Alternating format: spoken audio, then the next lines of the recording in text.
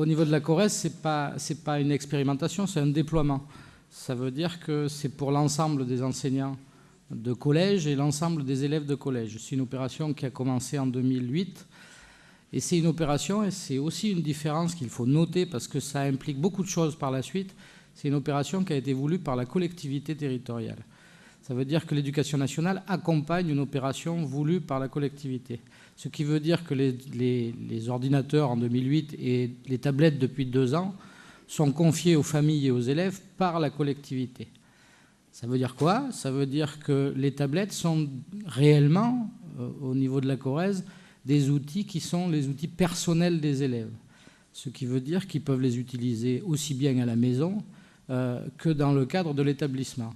Ce qui aussi évite un certain nombre de contraintes techniques dans les établissements, puisque chaque tablette est nominative, et donc on sait quelle est la tablette qui a été connectée et qui correspond à quel élève. Ça a des inconvénients, c'est-à-dire que l'éducation a moins l'emprise sur les tablettes qui arrivent dans l'établissement. Par contre, on a, avec des conventions, avec un certain nombre de choses, on a beaucoup plus de facilité pour certains aspects techniques de sécurité. Donc ça, c'est quand même assez important parce que ça conditionne aussi un certain nombre d'usages, peut-être qu'on n'aura pas dans un cadre stricto sensus de l'établissement. Le déploiement, ça implique aussi une autre évolution. C'est une évolution qui est sur le déploiement, ça veut dire ça va concerner tous les enseignants.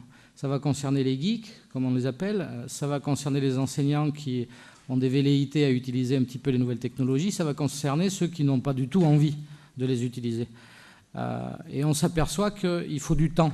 Il faut du temps, il faut énormément d'accompagnement. C'est-à-dire que le facteur humain, sur un déploiement, je dis bien, ce n'est pas sur une expérimentation, le facteur humain est particulièrement important. Ça veut dire que tant que vous n'avez pas accompagné à la main, on va faire simple, les enseignants, pas les geeks, les 15% qui savent faire même sans vous, mais tous les autres, les usages ne démarrent pas.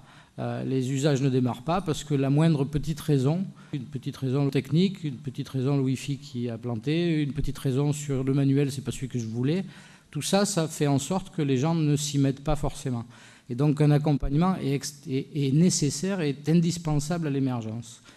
Ce matin, j'ai entendu, je vous ai écouté avec attention, vous parliez du diffusionnisme, et je pense que sur la Corrèze, on est un petit peu dans ce cadre-là, c'est-à-dire qu'on se rend compte, après 4 ans de diffusion, il y a quelque chose qui est très intéressant, c'est que je ne dis pas que 90% des enseignants utilisent les tablettes ou les ordinateurs, par contre, ce que je peux vous dire, c'est qu'il y a plus de 90% des enseignants qui ont intégré le fait que dans leur pédagogie, les TIS ont une place importante et ils doivent, même s'ils ne le font pas tout de suite, ils l'ont tous intégré. Et d'après ce que je vois dans les autres départements, ce n'est pas toujours évident d'en arriver à ce degré de réflexion sur l'utilisation de ces outils. Une fois que ce pas est franchi, après, il ne reste plus qu'avec un accompagnement de les amener à faire des usages. Les usages, pour en toucher 2 mots, les usages... Aujourd'hui, on s'aperçoit que ce sont des usages qui sont très, très ponctuels. Et la tablette, ce n'est plus un ordinateur. La tablette, elle implique des usages qui sont très ponctuels. Je vous donne 2 exemples en histoire. On va l'utiliser pendant 2 minutes pour aller voir un site internet ou aller... Après, on la referme, on fait le cours normalement. Et à la fin du cours, l'enseignant qui a préparé un document PDF ou page ou autre, il va diffuser sur la tablette des élèves ce document et il va leur demander de répondre aux questions. Ce n'est pas une utilisation informatique, comme on l'entendait dans le temps où il fallait aller dans les salles. C'est clairement, il y a beaucoup d'enseignants qui l'utilisent dans ce contexte-là. Ce sont des micro-usages, des petits usages qu'il faudra apprendre à recenser. Aujourd'hui, moi, il me manque un outil clair entre les édubase et rien. Il faudrait qu'il y ait quelque chose au milieu pour recenser les petits usages où, dans ma discipline, avec telle application, j'ai pu parler du triangle ou du théorème de Thalès ou autre. Ça, c'est quelque chose qu'on n'a pas encore, que j'appelle de mes voeux depuis un certain temps, mais qui nous permettra d'avoir un certain nombre de photographies. Si j'en reviens à l'expérimentation, c'est Les conditions matérielles, c'est 2500 élèves par classe d'âge. Ça veut dire qu'aujourd'hui, il y a 5500 élèves de 6e et de 5e qui ont des iPads. Il y a les 3e, 4e, le même nombre qui ont des ordinateurs portables. Donc on a le regard sur les deux usages. Et il y a les enseignants qui ont non seulement un ordinateur portable, mais qui ont aussi une tablette. Donc ils ont les deux et ils peuvent utiliser l'un ou l'autre indifféremment. Pour ce qui concerne l'arrivée dans l'établissement, comme ce sont des tablettes individuelles, il est bien évident qu'il n'y a pas de problème de connexion. Les tablettes sont reconnues et les élèves sont connectés tout seuls. Les tablettes sont connectées au réseau de l'établissement, au serveur pédagogique, donc ce qui permet de faire des échanges de fichiers, même si aujourd'hui il y a encore quelques soucis dans certains collèges. La technique nécessite une intervention et de la part des collectivités territoriales une forte volonté et une mise en place d'un dispositif qui permette que tout fonctionne. Sur la Corrèze, on a une plateforme d'assistance hors des collèges qui fait l'assistance des parents à la maison et qui fait l'assistance au niveau des collèges. Cette plateforme a énormément de travail parce qu'il y a toujours quelque chose qui ne va pas. Il y a toujours une borne qui est en panne ou une mise à jour qui n'a pas été faite correctement. Ça veut dire que la collectivité, il faut qu'elle soit consciente qu'il y a un investissement aussi important à faire pour que les conditions matérielles d'utilisation de ces machines soient effectives et réelles pour tout le monde. Pour ce qui est des ressources, aujourd'hui, moi, j'ai une vision un petit peu... on est toujours dans le cadre d'un déploiement et non plus d'une expérimentation. Et aujourd'hui, on se rend compte que si on veut acheter des manuels, si on parle des manuels numériques, un manuel numérique sans le tarif adoptant, c'est-à-dire sans le manuel, ça vaut 17, 18 euros. Enfin bon. Si on en réfère à 7 manuels par élève multiplié par le nombre d'élèves multiplié par le nombre par an, c'est globalement impossible.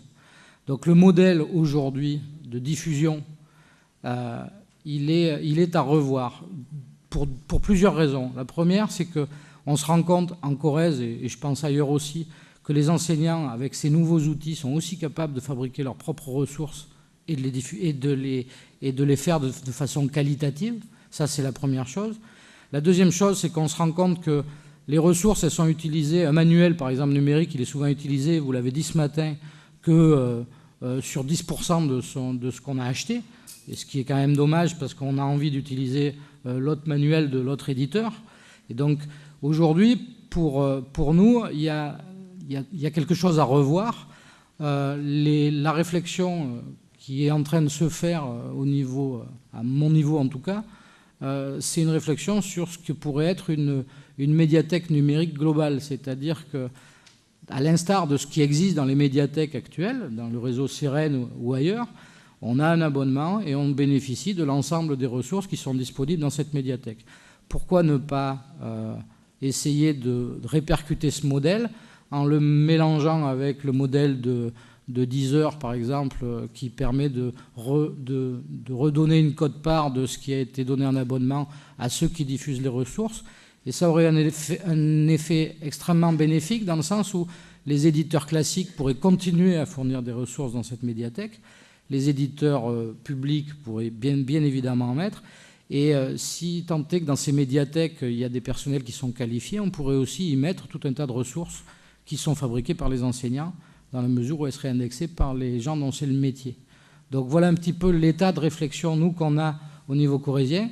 On se heurte à des coûts prohibitifs de mise à disposition de ressources, parce que ce n'est pas une expérimentation.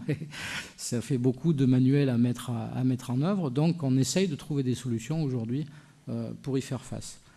En ce qui concerne l'évaluation de l'opération, M. Durper et ses collègues sont venus en Corrèze. Ils ont fait énormément de bien à l'opération, il faut le dire, parce que il y a plusieurs éléments qui font en sorte qu'on puisse réussir une opération telle que celle-là.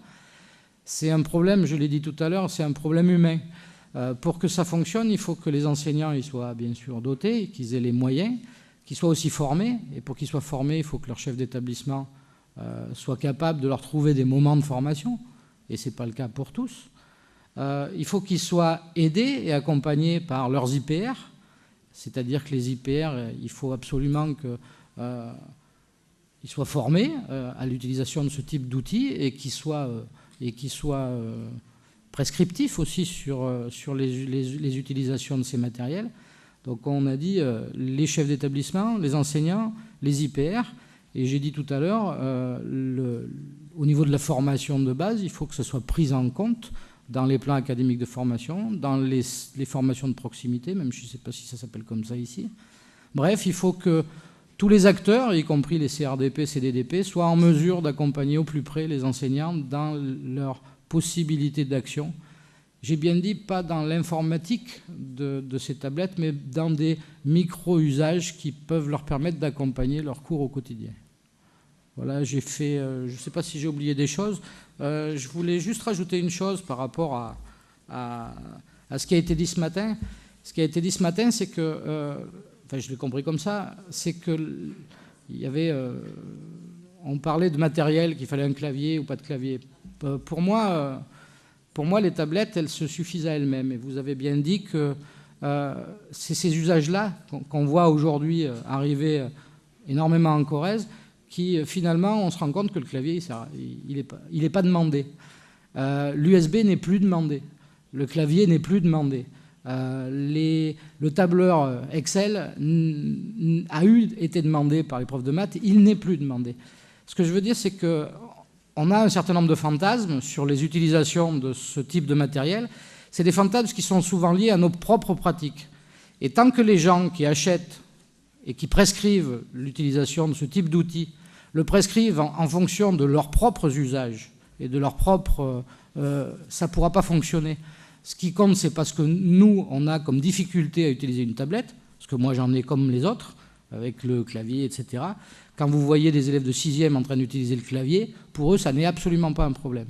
Ça veut dire que si je prescris du matériel, il faut que je fasse attention de savoir à qui je le prescris et est-ce que ces personnes, ces élèves en l'occurrence à qui je les prescris, est-ce que ces tablettes pourront être efficaces par rapport à ce que je leur demande de faire avec.